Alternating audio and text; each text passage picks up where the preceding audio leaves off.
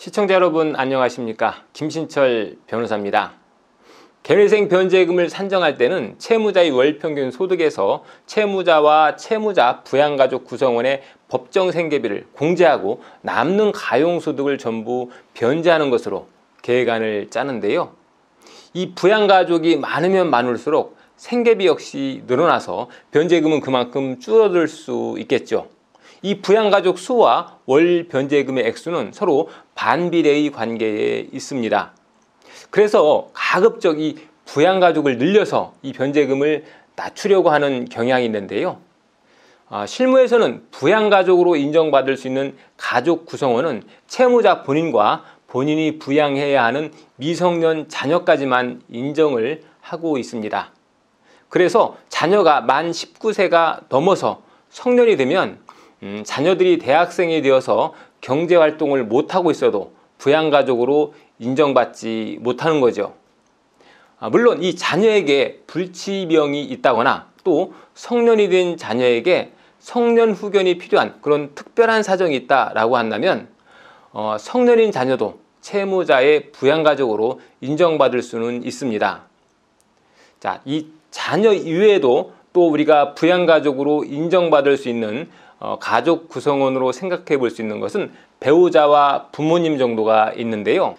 하지만 이 배우자나 부모님이 경제활동을 하지 않는다고 해서 부양가족으로 인정받을 수는 없습니다.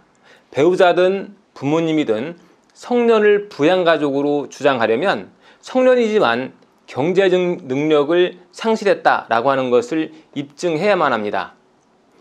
부모님의 경우에 고령이어서 경제능력 상실을 주장하는 경우가 많은데요. 법원에서 무조건 다 받아주는 것은 아니고요.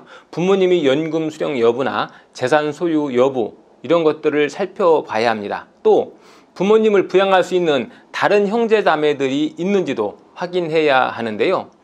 부모님이 경제 능력이 전혀 없고 또 채무자가 외동이어서 부모님을 부양해야 할 형제 자매도 없는 경우에만 예외적으로 부모님을 부양가족으로 인정하고 있습니다. 자, 다음으로 배우자. 이 배우자의 경우에는 배우자가 전업주부여서 수입이 없는 경우 이 배우자를 부양가족으로 주장할 수 있는지 문의하시는 분들이 많은데요.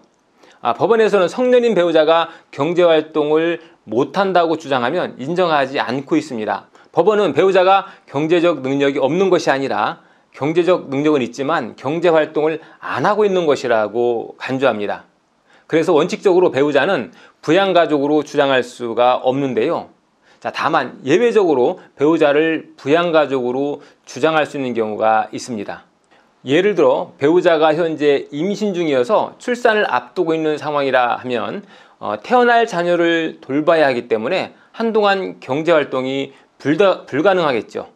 이런 경우에는 태어날 자녀를 대신해서 배우자를 부양가족으로 주장해 볼 수 있습니다. 자, 또 배우자가 교통사고를 당해서 수개월째 병원에 입원해 있는 경우나 후유장애를 입게 되어서 경제활동에 제약을 받고 있다면 부양가족으로 주장해 볼 수 있습니다. 하지만 이 후유장애에 따른 보험금이나 보상금을 지급받은 내역이 있다면 오히려 이게 불리할 수도 있으니까 이런 분들은 뭐가 유리한지 자세히 따져보시고 사건을 진행하셔야겠습니다. 부양가족은 개인회생의 변제 계획안을 짤 때 굉장히 중요한 변수인데요. 2021년 기준 미혼인 채무자가 개인회생을 통해서 인정받을 수 있는 월 기준 생계비는 110만 원 정도에 불과하지만 3인 가구의 생계비를 산정한다라고 하면 240만 원까지 생계비로 인정받을 수 있습니다. 금액 차이가 꽤 크기 때문에 부양가족을 추가적으로 인정받을 수 있는지 여부가 아주 중요합니다. 오늘은 개인회생의 변제 계획안을 짤 때 미성년 자녀 외에 성년인 자녀나 또 부모님 그리고 배우자를 부양가족으로 인정받기 위한 기준에 대해서 알아봤습니다. 김신철 변호사였습니다. 감사합니다.